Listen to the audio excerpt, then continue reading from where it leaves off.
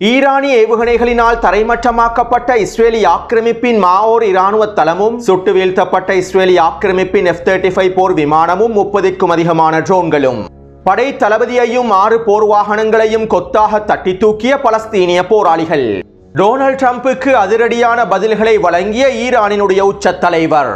அதிரடியாக முக்கியமான ஹைப்பர்சோனிக் ஏவுகணையை களமிறக்கிய ஈரானும் இன்னும் 3 தினங்களுக்குள்ளே ஒட்டுமொத்த வான் பாதுகாப்பு அமைப்புகளையும் இழக்கப் போகும் இஸ்ரேலிய ஆக்கிரமிப்பும். ஈரான் முழுவதும் அதிரடியாக களமிறங்கி இருக்கக்கூடிய பெசிஜ் படைகளும் கொத்து கொத்தாக தட்டி தூக்கப்படும் மொசாட் உளவாளிகளும் பயங்கரவாதிகளும் அளிக்கப்பட்ட ஈரானினுடைய இராணுவ தளமும் ஏவுகணை ஏவுதள வாகனங்களும். ஈரானிய உச்ச தலைவரின் அதிகாரம் தற்போது யாருக்கு வழங்கப்பட்டுள்ளது? ஈரானினுடைய உச்ச தலைவரின் பாதுகாப்பு உறுதிப்படுத்தப்பட்டுள்ளதா?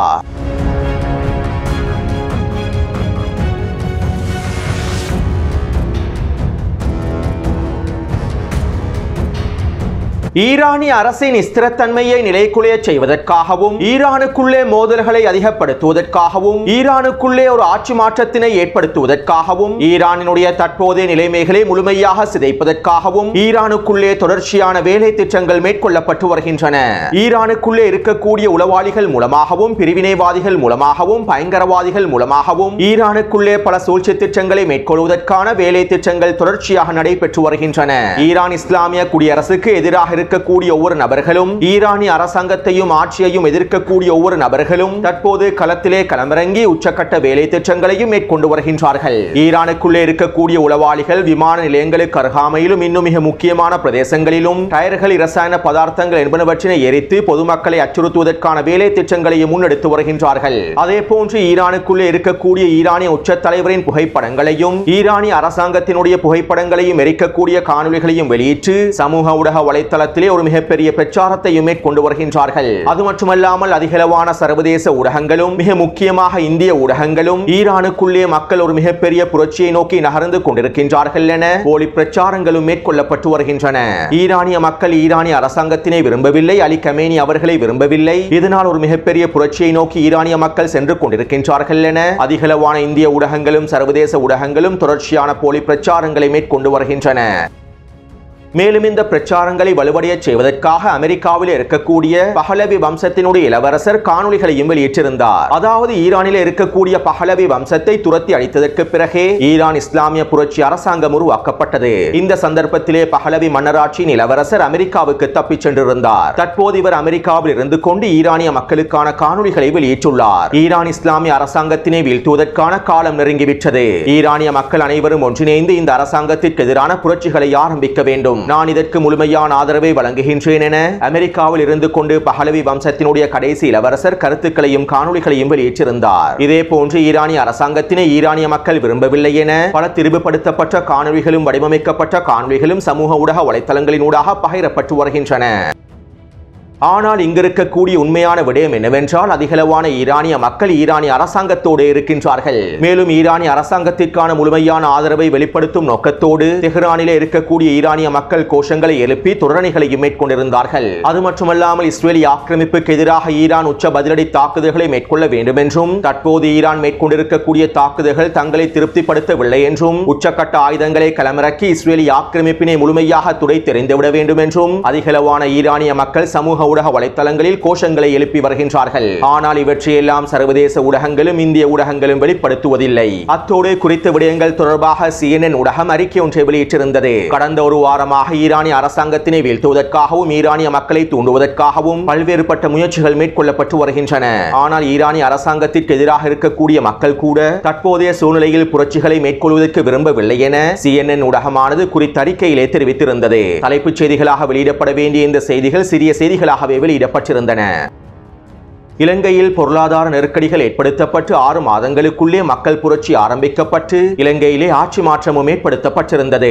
ஆனால் கடந்த 46 வருடங்களாக ஈரானிய மக்கள் உச்ச பொருளாதார தடைகளுக்குள்ளேயே வாழ்ந்து வருகின்றார்கள். கடந்த 46 வருடங்களாக அமெரிக்காவும் ஐரோப்பிய ஒன்றியமும் ஈரானுக்கு எதிராக விதித்திருக்கக்கூடிய பொருளாதார தடைகளின் விளைவாக ஈரானுக்குள்ளே பல தசாப்தங்களாக பொருளாதார நெருக்கடிகள் காணப்படுகின்றன. அத்தோடு இந்த பொருளாதார நெருக்கடிகளுக்குள்ளும் அதிகளவான ஈரானிய மக்கள் ஈரானிய அரசாங்கத்திற்கு முழுமையான ஆதரவை வழங்கி வழங்கியுள்ளார்கள். ஈரான் இந்த பொருளாதார நெருக்கடிகளுக்கு மத்தியிலும் அதனுடைய ஆயுத பலத்தையும் பாதுகாப்பு துறைகளையும் வலுப்படுத்துவதற்கு மிக முக்கியமான காரணமே ஈரானிய மக்களுடைய தியாகமும் பொறுமையுமாகும். எனவே 46 வருடங்களாக பொறுமையாக இருக்கக்கூடிய ஈரானிய மக்கள் தற்போதைய சூழ்நிலையில் ஈரானிய அரசாங்கத்திற்கு எதிராக புரட்சிகளை மேற்கொள்வார்கள் என மேற்குலக நாடுகளும் இஸ்ரேலிய ஆக்கிரமிப்பும் நம்புவது முட்டாள்தனமானதாகும். மேலும் அமெரிக்காவினதும் இஸ்ரேலிய ஆக்கிரமிப்பினதும் இந்த சூழ்ச்சி திட்டங்கள் அனைத்தும் தோல்வியிலேயே முடிவடையப் போகின்றன. அடுத்து நேற்று மாலையும் இஸ்ரேலிய ஆக்கிரமிப்பு ஈரானின் அரசு ஒளிபரப்பு கூட்டுத்தாபனத்தினுடைய கிளையொன்றினை இலக்கு வைத்து வான்வழி தாக்குதல்களை மேற்கொண்டிருந்தது. இந்த வான்வழி தாக்குதலிலே 8 பேர் படுகொலை செய்யப்பட்டிருப்பதாக தெரிவிக்கப்படுகின்றது. அத்தோடு வாட்ஸ்அப் செயலியை பயன்படுத்திய இந்த படுகொலை தாக்குதல்களை இஸ்ரேலிய ஆக்கிரமிப்பு மேற்கொண்டிருப்பதாக தகவல்கள் வெளியாகியுள்ளன. இதைத் தொடர்ந்து அவசரமாக ஈரானிய அரசாங்கம் ஈரானுக்குள்ளே வாட்ஸ்அப் செயலியை பயன்படுத்தக்கூடாது என எச்சரிக்கை கட்டளைகளை பிறப்பித்திருந்தது. ஈரானிய அரசு தொலைக்காட்சிகள் அனைத்தையும் பயன்படுத்தி ஈரானிய மக்களுக்கான இந்த எச்சரிக்கைகளும் கட்டளைகளும் விடுக்கப்பட்டிருந்தன. இதற்கமைவாக நேற்றைய தினம் ஈரானுக்குள்ளே இருக்கக்கூடிய அதிகளவான மக்கள் தங்களுடைய தொலைபேசியில் இருக்கக்கூடிய வாட்ஸ்அப் செயலிகளை முழுமையாக நீக்கிக் கொண்டார்கள். அத்தோடு வாட்ஸ்அப் நிறுவனமானது இஸ்ரேலிய ஆக்கிரமிப்புக்கு முழுமையான ஆதரவை வழங்கி வருவதாகவும் ஈரானுக்குள்ளே இருக்கக்கூடிய மிக முக்கியமான புள்ளிகளின் அமைவிடங்கள் தொடர்பான அனைத்து விதமான தகவல்களையும் வாட்ஸ்அப் நிறுவனம் இஸ்ரேலிய ஆக்கிரமிப்புக்கு முழுமையாக வழங்கி வருவதாகவும் இதனை பயன்படுத்திய மொசாட் உளவாளிகளும் தாக்குதல்களை மேற்கொள்கின்றார்கள் என்றும் இஸ்ரேலிய ஆக்கிரமிப்பின் வான்வழி தாக்குதல்களும் இலக்கு வைக்கப்படுகின்றது என்றும் ஈரானிய ஊடகங்கள் குறிப்பிட்டிருந்தன. அடுத்து ஈரானிய அரசானது இந்த இணைய சவால்களை எதிர்நோக்குவதற்காக சில அதிரடியான முடிவுகளையும் எடுத்திருந்தது. அதாவது நீதித்துறையை பயன்படுத்தி ஈரானுக்குள்ளே இருக்கக்கூடிய ஒட்டுமொத்த இணைய சேவைகளையும் அரசாங்கத்தின் கட்டுப்பாட்டுக்கு கீழால் கொண்டு வந்தது. ஈரானுக்குள்ளே செயற்படக்கூடிய இணைய சேவைகளை பயன்படுத்தியும் இஸ்ரேலிய ஆக்கிரமிப்பு வான்வழி தாக்குதல்களை மேற்கொள்கின்றது. மேலும் இந்த இணைய சேவைகளை பயன்படுத்திய மொசாட் உளவாளிகளும் பல்வேறுபட்ட வேலை திட்டங்களையும் முன்னெடுக்கின்றார்கள். எனவே ஈரானிய அரசானது அதிரடியான முடிவுகளை எடுத்து ஈரானுக்குள்ளே இருக்கக்கூடிய அனைத்து தனியார் இணைய சேவைகளையும் அரசுடைமையாக்கி அரச உளவு பிரிவின் கட்டுப்பாட்டுக்கு கீழால் கொண்டு வந்துள்ளது. அது மட்டுமல்லாமல் ஈரானின் பல பிரதேசங்களிலும் மிக முக்கியமான புள்ளிகளிலும் இணைய வசதிகளை ஈரான் முழுமையாக முடக்கியுள்ளது. ஈரானுடைய உள் பாதுகாப்பை அதிகரிப்பதற்காகவே இந்த வேலை திட்டங்கள் உச்சளவில் மேற்கொள்ளப்பட்டு வருகின்றன.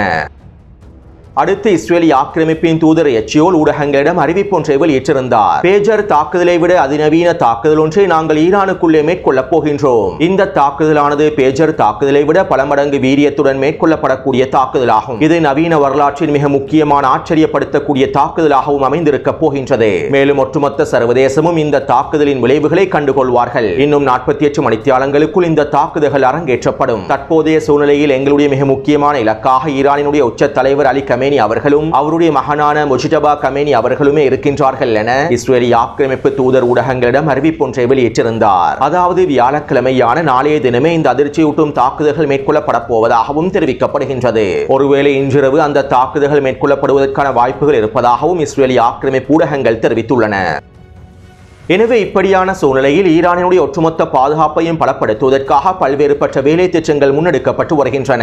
இதற்கமைவாக நேற்றிரவு தெஹ்ரானின் தெற்கு பிரதேசமான ரே பகுதியில் ஈரானிய பாதுகாப்பு படைகளுக்கும் மொசாட் உளவாளிகளுக்கும் இடையில் உச்சக்கட்ட மோதல்கள் இடம்பெற்றிருந்தன.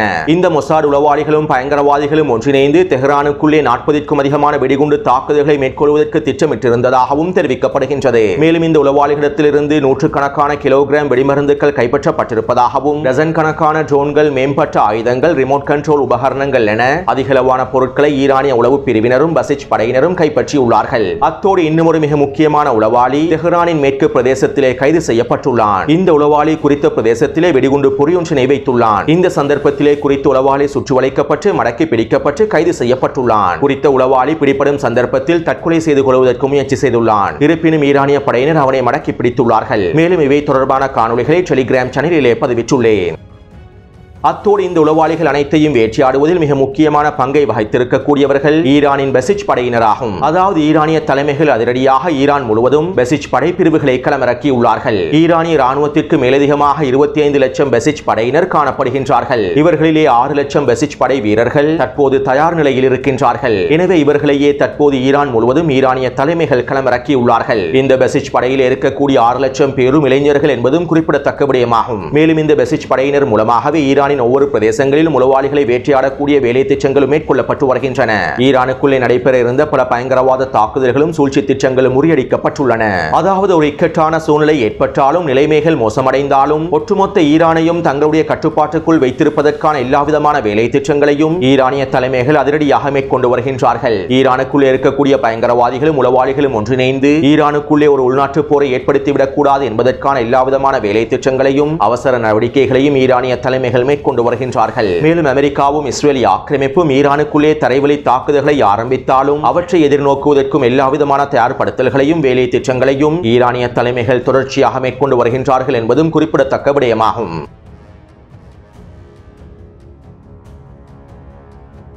நேற்றிரவு டொனால்ட் ட்ரம்ப் ஊடகங்களிடம் இவ்வாறு தெரிவித்திருந்தார். ஈரானினுடைய உச்ச தலைவர் எங்கு மறைந்துள்ளார் என்று எங்களுக்கு தெரியும். அவரை படுகொலை செய்வது எங்களுக்கு ஒரு இலகுவான இலக்காகும். தற்போது வரை நாங்கள் அவரை படுகொலை செய்வதற்கு தீர்மானிக்கவில்லை. ஆனால் அமெரிக்க மக்களுக்கும் அமெரிக்க படைகளுக்கும் ஏதாவது பாதிப்புகள் ஏற்படுமாக இருந்தால் அவற்றை நாங்கள் ஒரு பொழுதும் பொறுத்துக் கொள்ளப் போவதில்லை. மேலும் தற்போது எங்களுடைய பொறுமையானது மெல்லியதாகவே இருக்கின்றது என டொனால்ட் ட்ரம்ப் தெரிவித்திருந்தார். ஏற்கனவே நெட்டன்யாகவும் ஈரானிய உச்ச தலைவரை படுகொலை செய்ய போவதாக எச்சரிக்கைகளை வெளியிட்டிருந்தார். தற்போது டொனால்ட் ட்ரம்பும் ஈரானிய உச்ச தலைவரை படுகொலை செய்வதற்கான எச்சரிக்கைகளை வெளியிட்டுள்ளார். எனவே இப்படியான சூழ்நிலையில் ஈரானிய உச்ச தலைவருடைய பாதுகாப்பை அதிகப்படுத்துவதற்கான பல்வேறுபட்ட வேலை திட்டங்களும் முன்னெடுக்கப்பட்டுள்ளன. தற்போது ஈரானினுடைய உச்ச தலைவர் எங்கு இருக்கின்றார் என்கின்ற விடயம் யாருக்கும் தெரியாது. அத்தோடு இன்னும் ஒரு மிக முக்கியமான முடிவு ஒன்றும் எடுக்கப்பட்டுள்ளது. அதாவது ஈரானினுடைய உச்ச தலைவர் தன்னுடைய அதிகாரங்களை தற்போது IRGC-யினுடைய உயர் சபைக்கு வழங்கியுள்ளார். அதாவது ஈரானிய உச்ச தலைவரோடு கலந்துரையாடல்களை மேற்கொள்ளாமல் அவருடைய நேரடியான உத்தரவை பெற்றுக் கொள்ளாமல் அவசர கால முடிவுகளை எடுப்பதற்கான எல்லாவிதமான அதிகாரங்களும் தற்போது IRGC-யின் உயர் சபைக்கு வழங்கப்பட்டுள்ளது. தற்போதைய சூழ்நிலையில் ஈரானினுடைய உச்ச தலைவருடனான நேரடியான தொடர்புகள் அவருடைய பாதுகாப்பை பலவீனப்படுத்தும் என்பதற்காகவே இவ்வாறான வேலை திட்டங்களும் முன்னெடுக்கப்பட்டுள்ளன. அடுத்து ஈரான் எந்தவிதமான நிபந்தனைகளும் இல்லாமல் முழுமையாக சரணடைய வேண்டும் என டொனால்ட் ட்ரம்ப் தன்னுடைய கருத்துக்களை வெளியிட்டிருந்தார். மேலும் இன்று காலை ஈரானினுடைய உச்ச தலைவர் டொனால்ட் ட்ரம்பின் இந்த கருத்துக்களுக்கான அதிரடியான பதில்களை வழங்கியிருந்தார். அமெரிக்கர்கள் ஒரு விடயத்தினை நன்றாக புரிந்து கொள்ள வேண்டும். ஈரானிய தேசம் ஒரு பொழுதும் சரணடையாது. ஈரானிய மக்கள் ஒரு பொழுதும் சரணடைய மாட்டார்கள். அமெரிக்காவினுடைய எந்த ஒரு நுழைவும் தலையீடும் உச்சக்கட்ட பதிலடிகளை எதிர்நோக்கும். எங்களுடைய பதிலடிகள் மீள முடியாத சேதத்தை உங்களுக்கு ஏற்படுத்தும். போருக்கு போர், குண்டுக்கு குண்டு, தாக்குதலுக்கு தாக்குதல் என நாங்கள் பதிலடிகளை வழங்குவோம். ஈரான் எந்த ஒரு பேச்சுவார்த்தைகளுக்கும் நிபந்தனைகளுக்கும் கட்டளைகளுக்கும் அடிபணியாது. ஈரானிய மக்கள் உறுதியாகவே இருக்கின்றார்கள். இந்த போரை எதிர்கொள்வதற்கு ஈரானிய மக்கள் முழுமையாக தயாராகவே இருக்கின்றார்கள். போருக்கு போர் என்கின்ற விகிதத்தில் நாங்கள் அனைத்திற்கும் தயாராகவே இருக்கின்றோம் என ஈரானினுடைய உச்ச தலைவர் அலி கமேனி அவர்கள் அதிரடியான பதில்களை வழங்கியிருந்தார். அதாவது அமெரிக்காவின் எந்த நிபந்தனைகளையும் கட்டளைகளையும் ஏற்றுக்கொள்ளப் போவதில்லை என்றும் ஈரான் அதனுடைய நிலைப்பாடுகளை விட்டுக் கொடுத்து சரணடைய போவதில்லை என்றும் இந்த போருக்கு முழுமையாக தயாராக இருப்பதாகவும் பதிலுக்கு பதிலடிகளை வழங்குவதற்கு முழுமையாக தயாராக இருப்பதாகவும் ஈரானினுடைய உச்ச தலைவர் அதிரடியாக தெரிவித்துள்ளார்.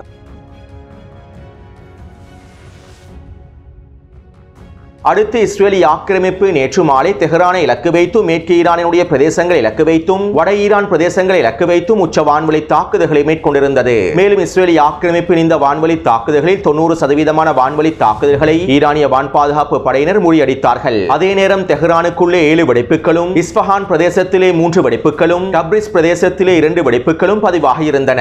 மேலும் டப்ரிஸ் பிரதேசத்தில் இருக்கக்கூடிய ஈரானிய ராணுவ தளம் ஒன்றை இலக்கு வைத்தும் தாக்குதல்களை மேற்கொண்டிருந்தார்கள். இந்த தாக்குதலின் போது குறித்த ராணுவ தளத்தினுடைய மேற்பரப்புகள் மாத்திரமே அளிக்கப்பட்டிருந்தன. குறித்த ராணுவ தளத்தோடு தொடர்பு பட்டிருக்கக்கூடிய சுரங்க பாதைகளை அவர்களால் அளிக்க முடியவில்லை. இவற்றை உறுதிப்படுத்தக்கூடிய காணொளிகளை டெலிகிராம் சேனலிலே பதிவிட்டுள்ளேன்.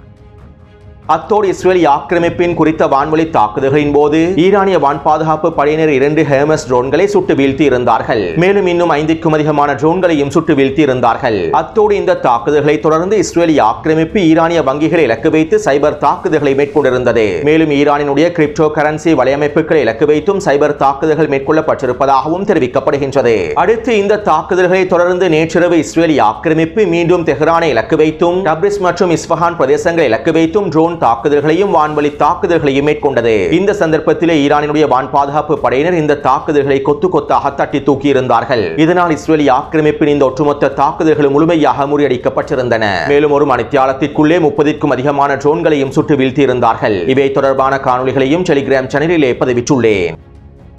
அடுத்து இந்த தாக்குதல்களை தொடர்ந்து இஸ்ரேலி ஆக்கிரமிப்பு 4 ஈரானிய ஏவுகணை ஏவுதள வாகனங்களை குறிவைத்து தாக்குதல்களை மேற்கொண்டிருந்தது. அதே நேரம் 60 தொடக்கம் 70 வரையிலான வாகனங்களை நாங்கள் முழுமையாக அழித்து விட்டோம் என இஸ்ரேலி ஆக்கிரமிப்பு போலி பிரச்சாரங்களை மேற்கொண்டிருந்தது. மேலும் ஈரானுடைய ஏவுகணை ஏவுதள வாகனங்களை இலக்கு வைத்து மேற்கொண்டிருக்கக்கூடிய காணொலிகளில் அதிகமானவை ஜூன் 13ஆம் தேதி மேற்கொள்ளப்பட்ட தாக்குதல் என்றும் ஈரானிய ஊடகங்கள் உறுதிப்படுத்தியுள்ளன. எனவே தற்போது வரை கிடைக்கப்பெற்றிருக்கக்கூடிய தகவல்களுக்கு அமைவாக 20க்கும் குறைவான ஈரானிய ஏவுகணை ஏவுதள வாகனங்களை அளிக்கப்பட்டன. அத்தோடு இந்த வாகனங்கள் இலக்கு வைக்கப்பட்டது ஒரு இழப்பாகவும் கருதப்படுகின்றது. அதே நேரம் ஈரானிடம் இதே போன்று நூற்றுக்கணக்கான ஏவுகணை ஏவுதள வாகனங்களும் காணப்படுகின்றன. இருப்பினும் தற்போது இக்கட்டான சூழ்நிலைகளில் அனைத்து ஏவுகணை ஏவுதள வாகனங்களை பாதுகாக்க வேண்டியது மிக முக்கியமான தேவையாகும். அத்தோடு இவற்றுக்கு மேலதிகமாக ஈரானிடம் சுரங்கப்பாதை ஏவுதளங்களும் காணப்படுகின்றன. இன்னும் ஈரானினுடைய வான்படையினர் இந்த சுரங்கப்பாதை ஏவுகணை தளங்களை பயன்படுத்தவில்லை. மேலும் இழப்புகளை குறைப்பதற்காக அனைத்து விதமான வேலை திட்டங்களையும் ஈரானிய வான் பாதுகாப்பு படையினரும் வான்படையினரும் மும்முரமாக மேற்கொண்டு வருகின்றார்கள். தாக்குதல் திட்டங்களிலும் பல்வேறுபட்ட மாற்றங்களையும் ஏற்படுத்தி வருகின்றார்கள்.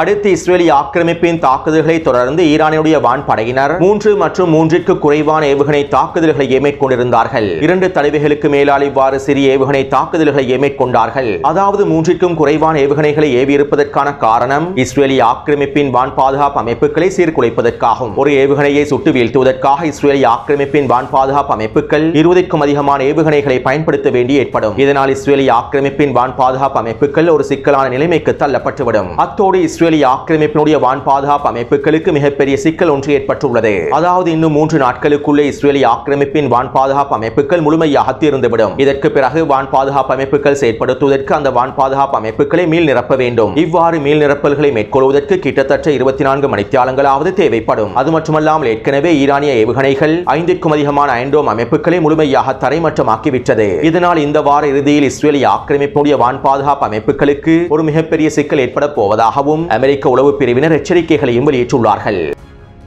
அடுத்து இலங்கை நேரப்படி இன்று அதிகாலை 3 மணி அளவில் ஈரானிய வான்படையினர் இஸ்ரேலிய ஆக்கிரமிப்புக்கு எதிராக 15 ஏவுகணை தாக்குதல்களை அதிரடியாக மேற்கொண்டார்கள். டெல்-அவீவ் பிரதேசத்தில் இலக்கு வைத்த இந்த தாக்குதல்கள் மேற்கொள்ளப்பட்டிருந்தன. மேலும் இந்த தாக்குதலிலே டெல்-அவீவ் பிரதேசத்தில் இருக்கக்கூடிய மாஓர் இராணுவ தளமானது முழுமையாக தரைமட்டமாக்கப்பட்டிருந்தது. குறித்த இராணுவ தளத்திலே 3 ஏவுகணைகள் வீழ்ந்து தீக்கிரையாக்கப்பட்டிருந்தன.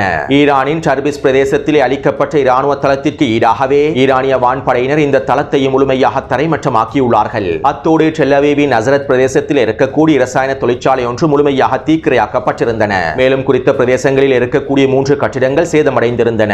அத்தோடு இந்த தாக்குதல்களில் ஈரானிய வான்படையினர் ஃபதா ஏவுகணைகளையே களமிறக்கி இருந்தார்கள். அதுவும் ஃபதா ஏவுகணைகளின் முதலாம் தலைமுறை ஏவுகணைகளையே களமிறக்கி இருந்தார்கள். மேலும் ஃபதா ஏவுகணையை இஸ்ரேலி ஆக்கிரமிப்பின் அயன்டோம் அமைப்பினாலும் எரோ வான் பாதுகாப்பு அமைப்பினாலும் சுட்டு வீழ்த்த முடியவில்லை. கிட்டத்தட்ட 20க்கும் அதிகமான வான் பாதுகாப்பு அமைப்பு ஏவுகணைகளை ஏவினாலும் ஃபதா ஏவுகணைகளை சுட்டு வீழ்த்த முடியவில்லை. மேலும் இவற்றை உறுதிப்படுத்தக்கூடிய காணொலிகளையும் ஃபதா ஏவுகணை தாக்குதல்களையும் டெலிகிராம் சேனலிலே பதிவிட்டுள்ளேன். அத்தோடு ஈரானிடம் ஃபதா ஏவுகணைகளில் புதிய தலைமுறை ஏவுகணைகளும் காணப்படுகின்றன. இன்னும் புதிய தலைமுறை ஏவுகணைகளை ஈரானிய வான்படையினர் களமிறக்கவே இல்லை. அடுத்து இந்த தாக்குதல்கள் மேற்கொள்ளப்பட்டு ஒரு மணித்தியாலத்திற்குள் ஈரானிய வான்படையினர் இன்னும் 10க்கும் குறைவான ஏவுகணை தாக்குதல்களை மேற்கொண்டிருந்தார்கள். இந்த தாக்குதலிலே டெல்-அவீவ் பிரதேசத்தில் இருக்கக்கூடிய 4 கட்டிடங்கள் தரைமட்டமாக்கப்பட்டிருப்பதாகவும் பல இடங்களில் தீப்பரவல் ஏற்பட்டிருப்பதாகவும் தெரிவிக்கப்படுகின்றது. இருப்பினும் இஸ்ரேலி ஆக்கிரமிப்பு உச்சக்கட்ட ஊடக தணிக்கையை மேற்கொள்வதனாலும் இஸ்ரேலி ஆக்கிரமிப்பு ஊடகங்களுக்கு இந்த காணொலிகளை வெளியிடுவதற்கான தடை உத்தரவுகள் பிறப்பிக்கப்பட்டிருப்பதனாலும் இவை தொடர்பான அதிகளவான காணொலிகள் வெளிப்படுத்தப்பட்டிருக்கவில்லை. அடுத்து ஈரானுக்கு எதிரான போரிலே அமெரிக்கா நேரடியாக களமிறங்குவதற்காக நள்ளிரவு வேளையில் டொனால்ட் ட்ரம்ப் பல முக்கியமான அமைச்சரவை கூட்டங்களையும் முன்னெடுத்திருந்தார். இருப்பினும் குறித்த அமர்வுகள் தொடர்பாக எந்தவிதமான தகவல்களையும் வெளிப்படுத்த முடியாது என வெள்ளை மாளிகை தெரிவித்திருந்தது. அதே நேரம் இன்றிரவு அமெரிக்கா ஈரானுக்கு எதிரான தாக்குதல்களை மேற்கொள்வதற்கு களமிறங்குவதற்கான வாய்ப்புகள் இருப்பதாகவும் அதிலும் குறிப்பாக ஃபோர்டோ அணுசக்தி தளத்தை முழுமையாக தரைமட்டமாக்குவதற்கு அமெரிக்கா இன்றிரவு களமிறங்குவதற்கான வாய்ப்புகள் இருப்பதாகவும் இஸ்ரேலி ஆக்கிரமிப்பு ஊடகங்களும் தொடர்ச்சியாக செய்திகளை வெளியிட்டு வருகின்றன. அடுத்து இந்த தாக்குதல்களை தொடர்ந்து இஸ்ரேலி ஆக்கிரமிப்பு இன்று காலையும் ஈரானுக்குள்ளே வான்வழி தாக்குதல்களை ஆரம்பித்திருந்தது. இந்த சந்தர்ப்பத்திலே ஈரானுடைய வான்படையினர் அதிரடியான தாக்குதல்களை மேற்கொண்டு ஒரு F-35 போர் விமானத்தையும் சுட்டு வீழ்த்தியுள்ளார்கள். இதனை ஈரானினுடைய தஸ்னீம் ஊடகமே உறுதிப்படுத்தியுள்ளது. இதுவரைக்கும் ஈரானினுடைய வான் பாதுகாப்பு படையினர் இஸ்ரேலி ஆக்கிரமிப்பின் 5 போர் விமானங்களை முழுமையாக சுட்டு வீழ்த்தியுள்ளார்கள் என்பதும் குறிப்பிடத்தக்க விடயமாகும்.